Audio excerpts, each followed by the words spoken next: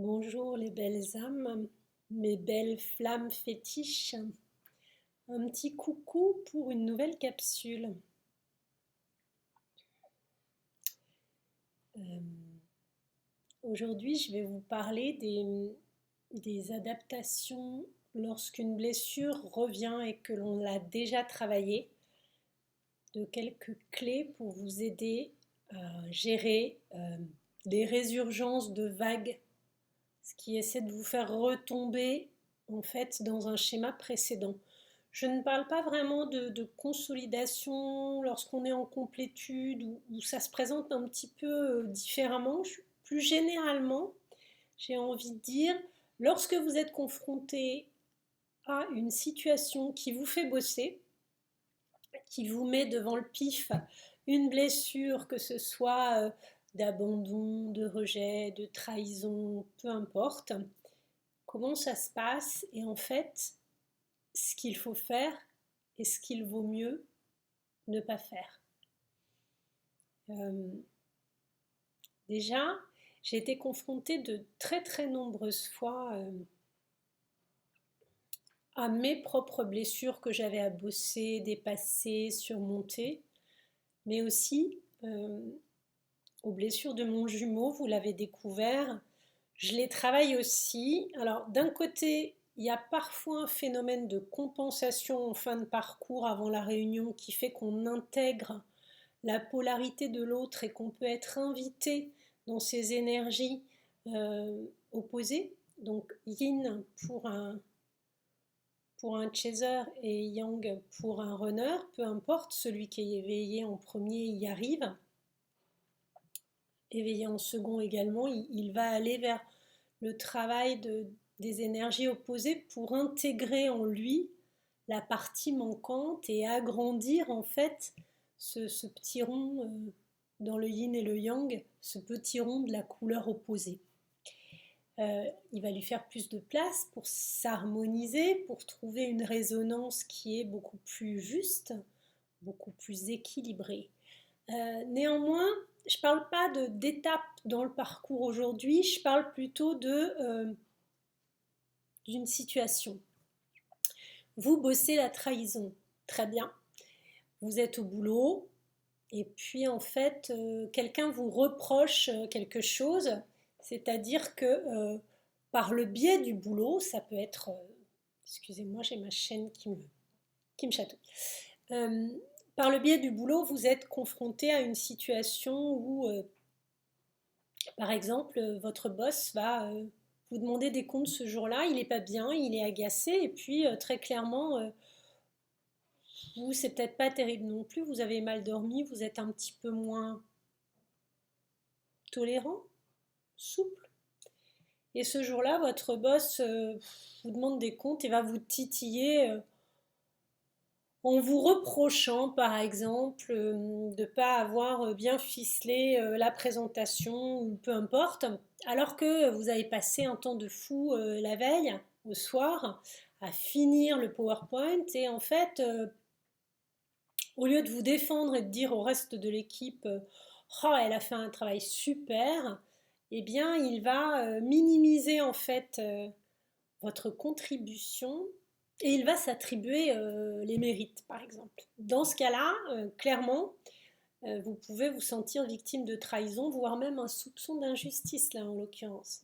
Eh bien, quand ça arrive, au lieu de vous dire, punaise, mais c'est vraiment dégueu, mais comment ça se fait qu'il le prend comme ça, mais pourquoi, je comprends pas, mais qu'est-ce qu'il y a, qu'est-ce que j'ai, pourquoi toujours moi, mais pourquoi, voilà.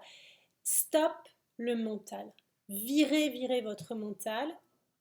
Dites-vous juste, waouh, aujourd'hui c'est pas son jour, ça doit pas être le mien non plus, c'est pas très grave. Peut-être que dans mon implication, j'ai fait un peu de zèle, c'était pas nécessaire clairement. J'aurais pu finir un peu moins tard et du coup moins me culpabiliser ou m'en vouloir de ne pas imposer euh, meilleur équilibre que ce débordement sur mon temps de travail. Euh, Passer une soirée plus sympa et aujourd'hui finalement j'aurais moins de rancœur, j'aurais moins de regrets, je serais moins sous cette émotion de trahison parce que qu'est-ce qu'elle m'apprend? bien au lieu de la voir comme une schlag qui vous accuse ou qui vous oppresse ou qui vous prend quelque chose, dites-vous, effectivement, si j'avais su ficeler la presse, mais dans un temps qui m'était imparti, sans m'impliquer trop, puisqu'en fait, le but est de ficeler ce que j'ai à faire avec intelligence, efficacité, rapidité, et après, je file sur autre chose qui me plaît davantage, comme ça ma soirée aurait été sauvée, le PowerPoint aurait été fait, et basta. Eh bien, en fait, dites-vous, ce petit signe de l'univers qui m'envoie en fait une mise en garde, qu'est-ce qu'il m'apprend? Prenez-le toujours comme une opportunité d'apprendre quelque chose, de changer quelque chose dans votre comportement et de vous dire ok, je lâche. J'y suis allée trop fort, je me suis trop impliquée, j'ai fait du zèle, j'en attendais des remerciements, des compliments, de la positivité, c'est tout à fait autre chose qui se passe. Donc pourquoi? Parce que dans mon équilibre, donner-recevoir, puisque c'est souvent sur cet équilibre-là qu'on bosse en parcours spirituel globalement, en travaillant une blessure, en voyant une difficulté qui ressurgit et à laquelle on est confronté. D'abord, ça veut dire j'ai pas fini de la bosser, ok, j'ai pas fini. La dernière fois c'était douloureux, je me disais super, c'est passé, chouette, si ça tombe je suis tranquille, bah pas encore, donc accueillez le fait que ça revienne vers vous, n'oubliez pas qu'on est confronté des milliers de fois à quelque chose pour le surmonter, c'est comme ça qu'on apprend, on ne sait pas faire autrement, c'est pas curatif, il faut y revenir, y revenir et y revenir, c'est comme l'apprentissage de n'importe quoi, de quelque chose de difficile, de souffrant, de compliqué. Il faut vraiment acquérir les bonnes bases. Donc en premier, ok, ça me revient. Il y a un truc à comprendre. Très bien. La dernière fois, j'étais peut-être radicale, j'ai pas assez bossé le truc. Le lendemain, il m'a sauté sur le dos euh, comme un petit animal et il m'a renvoyé dans mes 22 mètres en me disant que c'était ni fait ni à faire, que c'était n'importe quoi. Certes, ça me fait travailler sur l'estime de moi parce que je l'ai mal pris, je me suis dit que je valais rien. Là, ce coup-ci, il me le boomerang de l'autre côté. Bon, alors du coup, j'ai bossé vachement, il en parle pas, il fait comme si ça n'existe pas, j'ai même pas merci, même pas c'est bien, rien du tout. Limite, ça va être de l'ironie sur elle y a passé sa vie et puis franchement, il n'y a rien à bouffer. Ça veut dire quoi? Ça veut dire qu'en fait, saisissez l'opportunité de remettre en question non pas ce que vous avez mal fait, c'est jugé comme ça. Qu'est-ce que ça m'apprend? Sur quoi ça m'ouvre les yeux et qu'est-ce que je peux utiliser pour la prochaine fois par rapport à cette blessure qui me revient tout le temps dans la figure? Dites-vous, c'est un cadeau, c'est effectivement mon guide qui me renvoie un message. Merci l'univers de me montrer combien je ne suis pas au point sur ce sujet précis. Merci parce qu'à chaque fois que j'y suis confrontée, je progresse un petit peu, je peux apprendre des choses et la prochaine fois, je serai beaucoup moins prise au dépourvu. Puis surtout, euh, pourquoi en fait ça m'est représenté sous différentes formes? Parce que toutes les occasions sont bonnes. Donc on va le bosser dans sa vie personnelle, on va le bosser en famille avec ses enfants, on va le bosser avec des amis, on va le bosser dans le travail, on va le bosser sous toutes les formes possibles. Moi, ça m'est arrivé d'avoir des commentaires sur ma chaîne et de voir que j'arrivais en fait pas à trouver les quelques mots suffisants pour apaiser, que la personne me répondait, ne trouvait pas sa réponse, mais en même temps restait sur la chaîne et ne me demandait pas d'accompagnement réel, ou alors d'avoir quelqu'un qui effectivement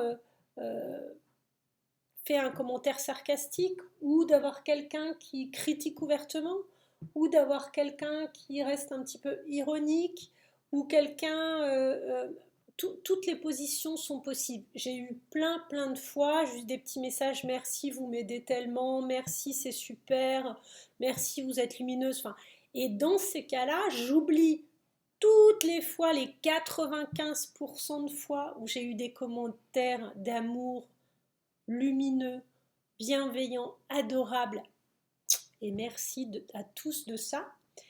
J'oublie dans ces cas-là parce qu'il y a les 3-4% de commentaires qui vont moins bien ou qui ne me conviennent pas ou parce que ce jour-là, je suis mal lunée peut-être, j'ai pas bien dormi, je suis pas bien, j'ai froid et je suis susceptible aussi, peut-être aussi, parce que je suis moins harmonisée.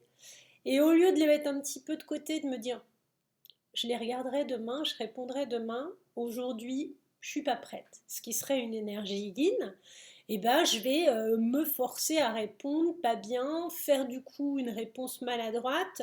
La personne va soit pas me comprendre, soit pas trouver l'apport qu'elle attendait par rapport à son commentaire ou à sa demande, et en fait, ça va mal se passer.